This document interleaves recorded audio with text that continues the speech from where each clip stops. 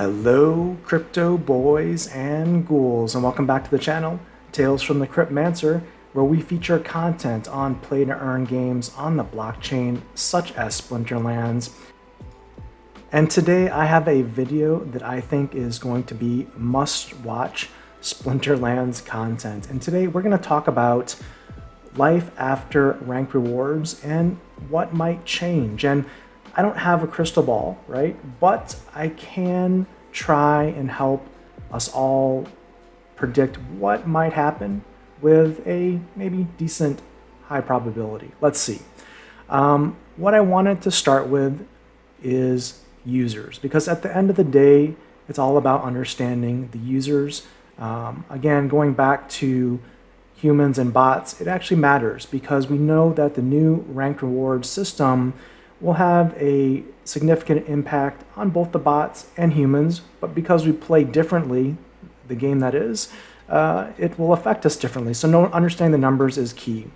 So what I wanted to do is first take an approach on how we find out these numbers in a little bit more detail or more confidence, and then talk about what the numbers mean specifically for the rental market, and then what it means for the card print runs. And I'm going to tie this all together and come up with a prediction that we'll come back with maybe in a couple weeks and see if we were right. So let's look at Peak Monsters dashboard here. Peak Monsters, if you're not aware of this is a tool I use all the time for these videos because it has just a ton of data. And what I want to do is I've filtered on top holders for 4 specific areas that we can discuss. Now, the first column I want to discuss is staked SPS. And the reason why I think this is an interesting metric for us to measure is because raise your hand out there in the audience if you're a human listening to this video and you're not a bot, if you've staked any SPS in the game. Now, if your hand is raised, you can put that hand down now because otherwise you're going to look kind of silly. But if your hand was raised, you are a human. And what we see here is that the human accounts or the staked SPS accounts in the game is 93,638. That means almost 94,000 people have gone into the Splinterlands user interface and gone in and clicked stake your SPS, entered a manual number, and hit stake, right? So chances are you're human if you've done that. Now, I know bots can also do that. They can have a automatic script with an active posting key do the same thing, but chances are the bots are likely aggregating all that SPS anyways to central accounts to do that. Now, the other thing we can look at, which is in correlation here, right, is the number of vouchers received or the number of accounts that hold vouchers. And we can see here, unsurprisingly, that there's 88,518 accounts that have vouchers in them. And we know that to get vouchers, you need to have staked SPS. Now, there's a threshold to receive vouchers, so you have to have a certain amount of staked SPS to receive vouchers, and also some people may be selling vouchers as they receive them. So we anticipate this number to be less than the staked SPS number. So that checks the box, all is good there.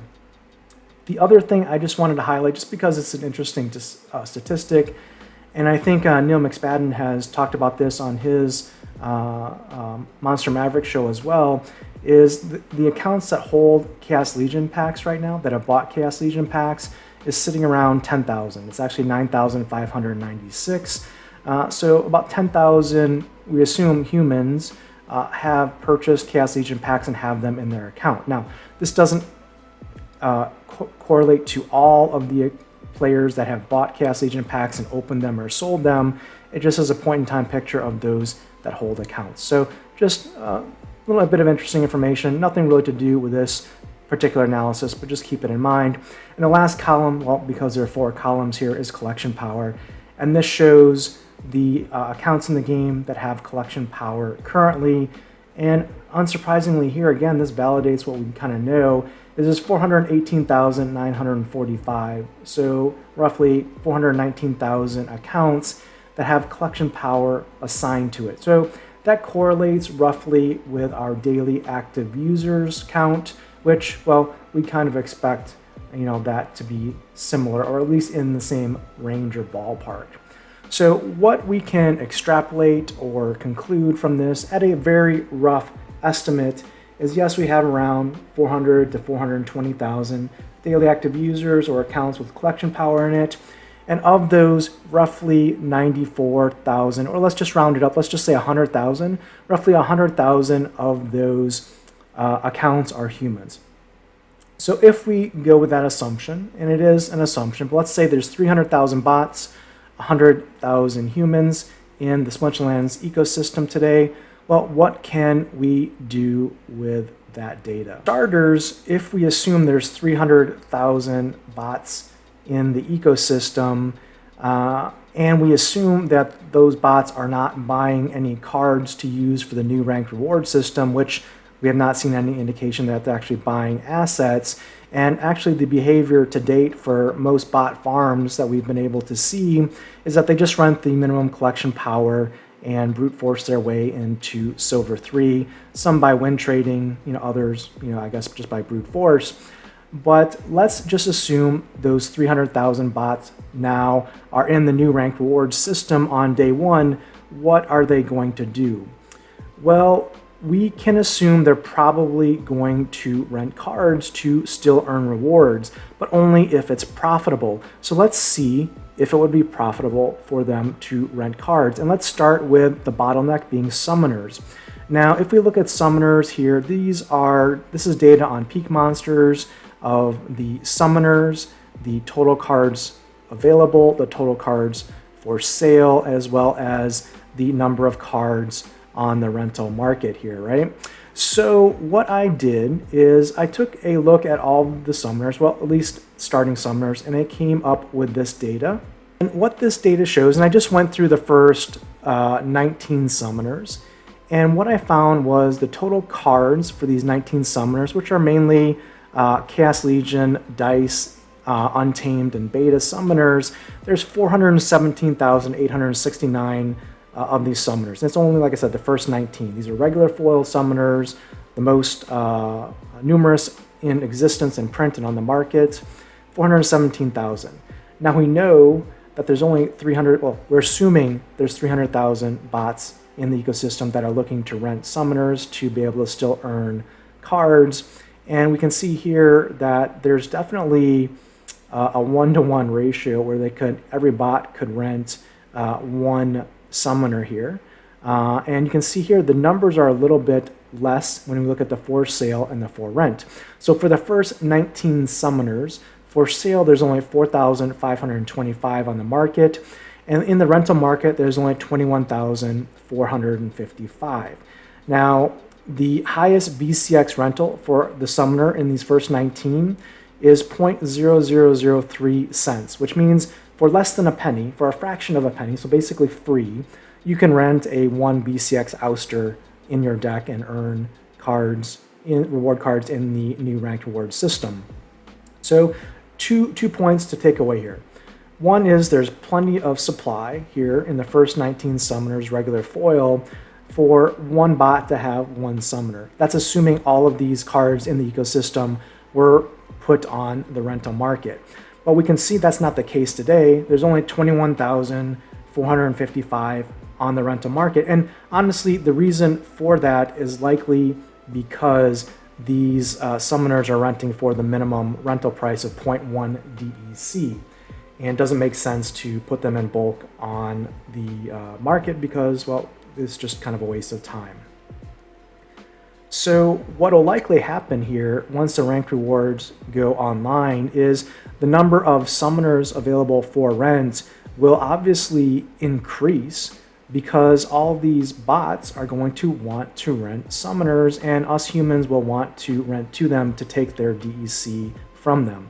So I would expect the number of summoners on the marketplace for rent to go up. I would expect the highest rental cost for a 1 BCX summoner to go up, certainly more than 0.0003 cents, which is at currently, and we'll see where it all evens out.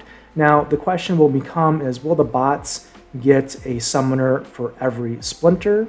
And we come into the game, we see there's 1, 2, 3, 4, 5, 6 splinters that would need to be addressed: fire, water, earth, life, death, and dragon. So 6 splinters to be addressed times 300,000 bots. That is 1.8 million summoners that would need to be rented on the market. Back here to our data here, if we need 1.8 million summoners, you can see here the total summoners in existence for these first 19 is only 417,000. So even if all of these were rented, there would still be a shortage. So the takeaway here is, going back to my video from before, is that summoners will become a bottleneck for the bot farms, and their rental prices will increase. How much more than a fraction of a penny will be determined. We could probably model that out. Maybe we'll do that in a future video. But suffice to say, if the bots are going to continue to operate, summoners will likely be a key component of them if all the bots rent all the splinters. Now, the other part of the equation for us to consider is you don't just need summoners, you need to have the monsters to build the teams with them. And let's assume that the Splinterlands dev team puts a stop to the win trading and the surrender bug, so that they can only throw a one monster team out there or surrender, and just use basically one summoner and one monster to increase rank and get DEC and get rewards. So if that bug is fixed and patched, what it means is most bots will probably just rent a full deck of Chaos Legion, Common, and Rares and run with that, because, hey, they've been doing that already with the Ghost cards and it's been working fine for them.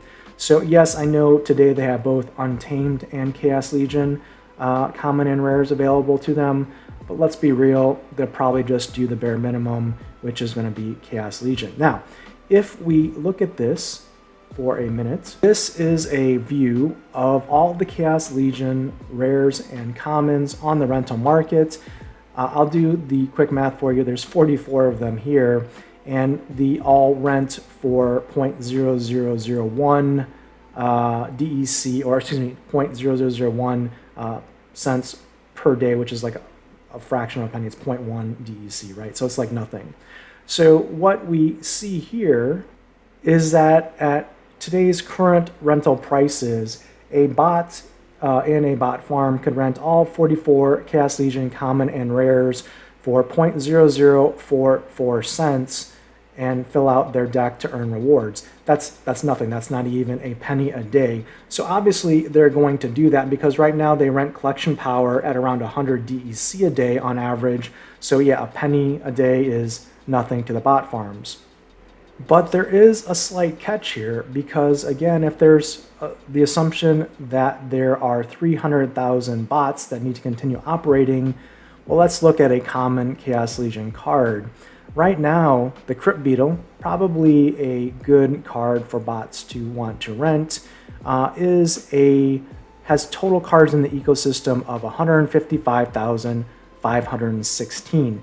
Now, there's 552,000, almost 553,000 total BCX that have been printed for the Crypt Beetle from the Chaos Legion packs that have been opened, but many of those have been combined and leveled up. So we have 155,000 roughly Crypt Beetles in the ecosystem.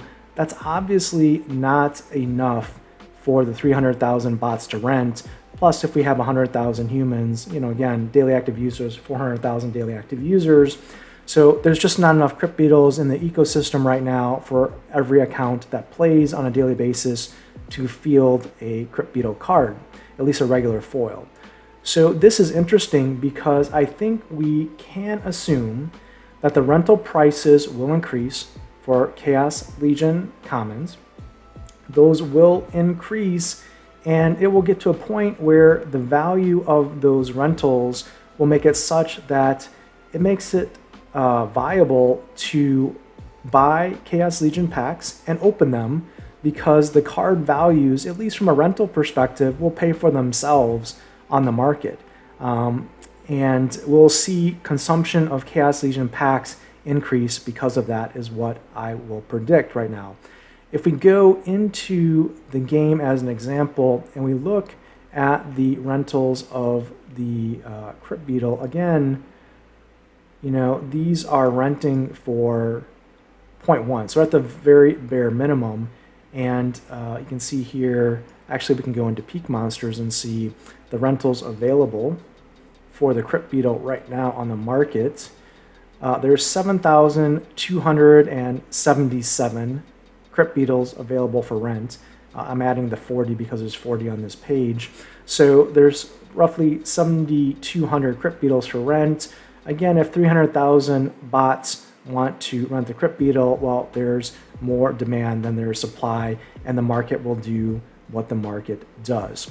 So that's interesting information to have if you are a Splinterlands player or investor. Do with that what you may.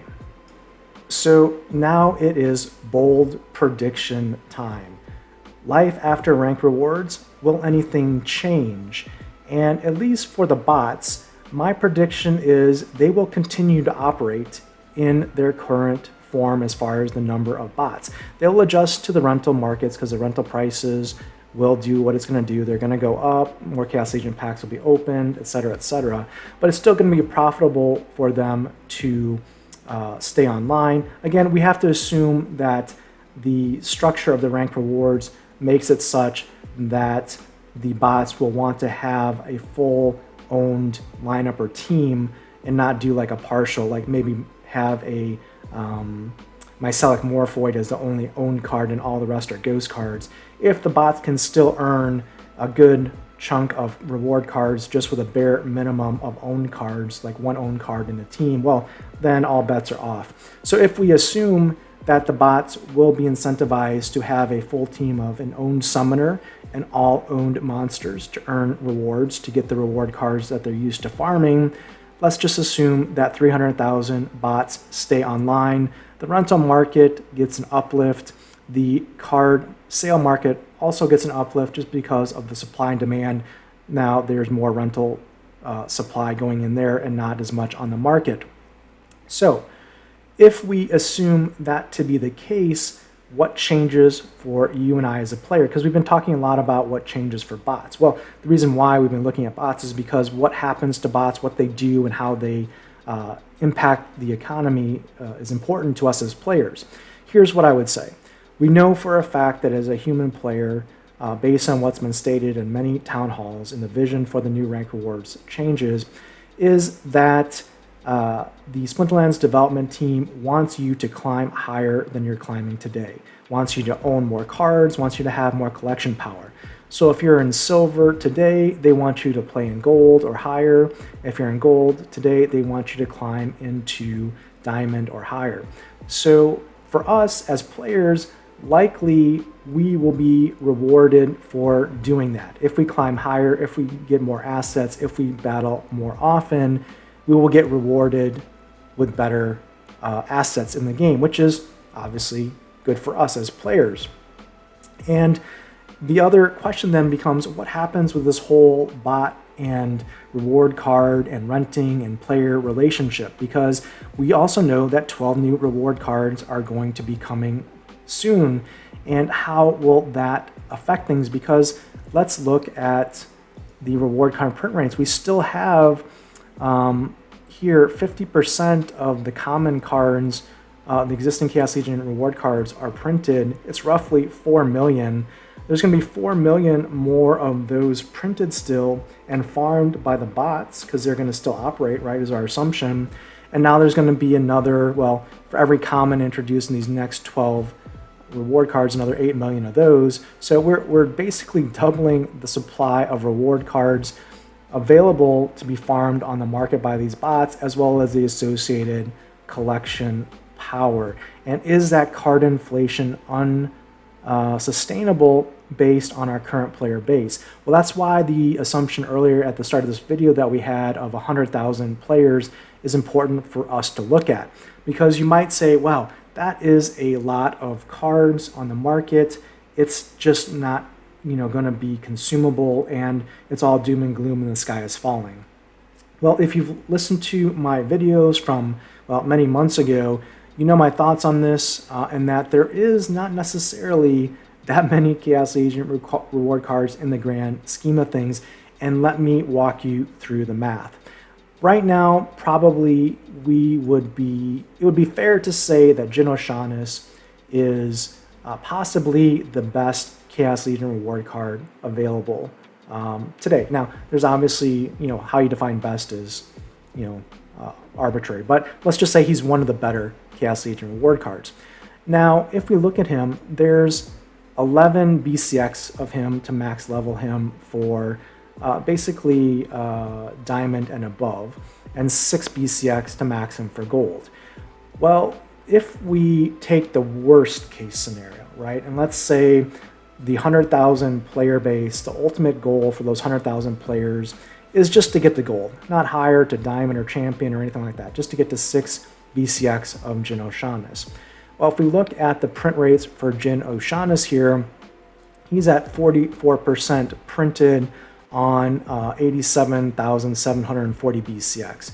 The print run for Jin O'Shaughnessy when it's 100% will be 200,000 Jin O'Shaughnessy's, and then we're done. He's out of print, and it's c'est la vie for farming him. Do the math here, and there's 200,000 Jin O'Shaughnessy's, but there's 100,000 players in the game, and the goal is to pretty much have all Jin O'Shaughnessy's at gold level. So 200,000 Jin O'Shaughnessy's, once they're combined at gold level, means there's enough Jin O'Shaughnessy's for 33,333 gold level players in the game. And we already know there's 100,000, well, we're assuming there's 100,000 real players in the game. That means 66,666 players in the game are not going to have a gold level Jin O'Shaughnessy to play with, either by owning or renting. So from that perspective, it's not doom and gloom. It seems pretty balanced where that asset would accumulate value moving forward. Now let's look at it from a common perspective. Let's look at the other card here that might be of interest, and that would be the Pelacor Bandit, right, on the water team. If you're competing in gold, you'll probably want a Pelacor Bandit leveled up to help you with your wins, and let's take a look at that for a minute. The Pelacor Bandit's max level at gold is level 8 as a common, and at level 8, this is a very formidable opponent. It has 3 melee attack damage, it has 6 speed, 4 health, sneak, and flight. So that's the card at max level gold. It takes 220 BCXs of a Pelacor Bandit to get to that level. Now, coming back to our data here, we can see that the Pelacor Bandit has 50.89% printed. There's been over 4 million Pelacor Bandits printed. There's going to be a total of 8 million of him before the end of the day when he's out of print. So if we have 8 million Pelacor Bandits, we're going to try and get him to a target level of gold level, which is 220 Pelacor Bandits. Well, what do you know? There we go. We're at 36,363 gold level Pelacor Bandits will be available for the players. And again, if we have 100,000 human players competing to try and get to gold, there's just not enough of them. So going back to this whole bot argument, and there's been a lot of debate, and I've produced a lot of videos around the bots, and it's because they're important to the ecosystem, and understanding them helps us all make educated decisions on what we might want to do in this game, besides obviously play it, right? So in this case, what we can see is that the bots will continue to farm the reward cards here. They will make their money. As players, you can make your money as well, either by renting to the bots, collection power, or by buying the cheap reward cards from them. So you can benefit from that. And at the end of the day, if we're all playing and trying to earn more rewards and play the game and have fun at the same time we're earning, well, there's just not going to be enough cards for everyone. So it looks like the flywheel is in effect here, and it may not be all doom and gloom out there. So something to consider as we look at this. These are some predictions that I think we can start to at least talk about and see what happens.